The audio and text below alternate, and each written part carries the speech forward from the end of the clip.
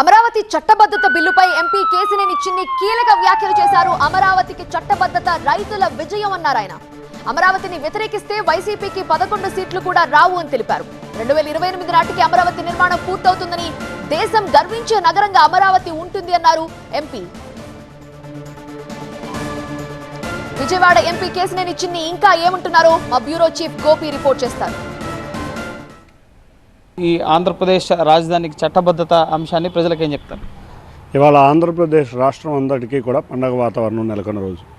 గౌరవ ప్రధానమంత్రి గారు 2 సార్లు అమరావతికి వచ్చి అమరావతిని మొదట శంకుస్థాపన చేసిన తర్వాత వచ్చిన ప్రభుత్వాలు దాన్ని పక్కదోవ పట్టించడం, మళ్ళీ కొత్త ప్రభుత్వం ఏర్పాటు చేయగానే మళ్ళీ ప్రధానమంత్రి గారు వచ్చి పార్లమెంటు సాక్షిగా అమరావతిని అభివృద్ధి చేస్తామని ప్రజలకి మాట ఇచ్చారు. ఆ మాటను నిలబెట్టుకునే విధంగా ఇవాళ రాష్ట్ర ప్రభుత్వం అసెంబ్లీ తీర్మానాన్ని చేసి పంపితే కేంద్ర ప్రభుత్వం దాన్ని ఇవాళ పార్లమెంటు ముందు పెట్టి ఇవాళ రేపట్లోనే బిల్లు ఆమోదించే విధంగా ఈ 2 రోజుల్లోనే బిల్లు ఆమోదించి వాళ్ళ మంచి తెలుగు ప్రజలందరికీ, ముఖ్యంగా ఆంధ్రప్రదేశ్ ప్రజలకు ఒక మంచి కానుక ఇవ్వబోతున్న ముందు ప్రధాని గారికి ధన్యవాదాలు తెలుపుకుంటున్నాం. అంతేకాకుండా ప్రపంచం మొత్తం గర్వించేదటే, అది ముఖ్యంగా భారతదేశం మొత్తం ప్రపంచంలో ఇటువంటి నగరం లేదని గర్వించే విధంగా అమరావతి నిర్మాణం చేయబోతున్నాం.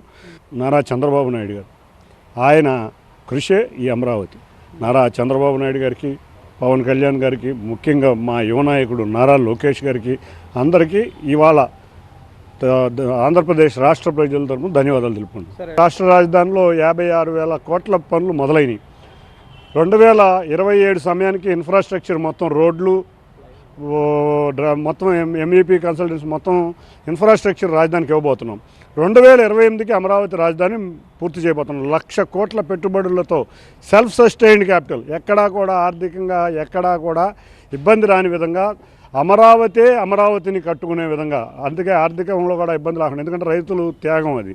అంత సెల్ఫ్ సస్టైన్డ్ మోడల్లో చంద్రబాబు నాయుడు గారు అమరావతిని అభివృద్ధి చేయబోతున్నారు.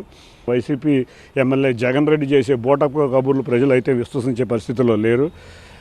మొన్న అతను చూసాం, 2014 నుంచి 19 వరకు 35,000 ఎకరాలు ఏంటి, 50,000 ఎకరాలు కావాలి, అమరావతిలో 50,000 ఎకరాలు సేకరించండి, మేము సపోర్ట్ చేస్తున్నాం అన్నారు. అదేవిధంగా మొన్న వచ్చి 2019 నుంచి 23 వరకు 3 రాజధానులు అన్నాడు. మనం చూస్తే ఎక్కడికక్కడ అడ్డంకులు కలిగిస్తూనే ఉన్నారు. అంతకుముందు వరల్డ్ బ్యాంక్కి లెటర్లు రాశారు రాజధాని మునిగిపోతుందని.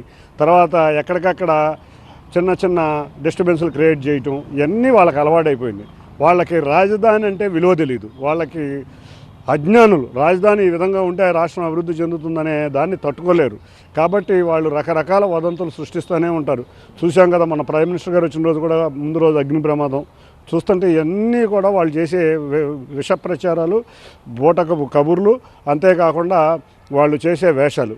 తప్పకుండా ఇవాళ అమరావతికి అన్ని జాగ్రత్తలు తీసుకున్నారు. అసెంబ్లీ తీర్మానంతో పాటు పార్లమెంట్లో ఇవాళ లోక్సభలో, రేపు రాజ్యసభలో బిల్లు పాస్ చేసి దాన్ని రాష్ట్రపతికి గెజెట్కు పంపించి రాష్ట్రపతి ఆమోద ముద్ర అయినాక చట్టబద్ధత అమరావతికి ఆటోమేటిక్గా కేంద్ర ప్రభుత్వం చట్టబద్ధత ఇచ్చినట్లే. పార్లమెంటు కన్నా అత్యుత్తమమైన సంస్థలు ఈ దేశంలో ఏమీ లేవు. మరి వాళ్ళకి ఏమైనా ఉన్నాయేమో మరి వాళ్ళకి తెలియదు. చట్టబద్ధత వచ్చినట్టే. మొన్నే చూసాం, అసెంబ్లీలో వాళ్ళు పాల్గొనలేదు. ఇవాళ కూడా వాళ్ళు పాల్గొంటారని అనుకోవట్లేదు. పోనీ పాల్గొన్నా కూడా చక్కటి కబుర్లు చెప్పి ఆంధ్రప్రదేశ్కి ఆర్థిక అభివృద్ధి చేసేటట్టు కృషి చేయమని కోరుకుంటున్నాం. అంతేకాని ఎప్పుడు చూసినా బోటప్ కబుర్లు మాని ఇప్పటికైనా అమరావతికి కనుక మీరు సపోర్ట్ ఇస్తే ఆ 11 సీట్లన్నా మిగులుతాయి, లేకపోతే ఆ 11 సీట్లో కూడా మీరు ఎమ్మెల్యేల కింద గెలవరని వాళ్ళకి హెచ్చరిస్తున్నాం. ఒక వరల్డ్ క్లాస్ క్యాపిటల్ని మేము నిర్మించబోతున్నాం అని చెప్పి కూడా కేసినేని చిన్ని చెప్తున్నారు. కెమెరా పర్సన్ రమేష్తో గోపికృష్ణ, TV9 న్యూఢిల్లీ.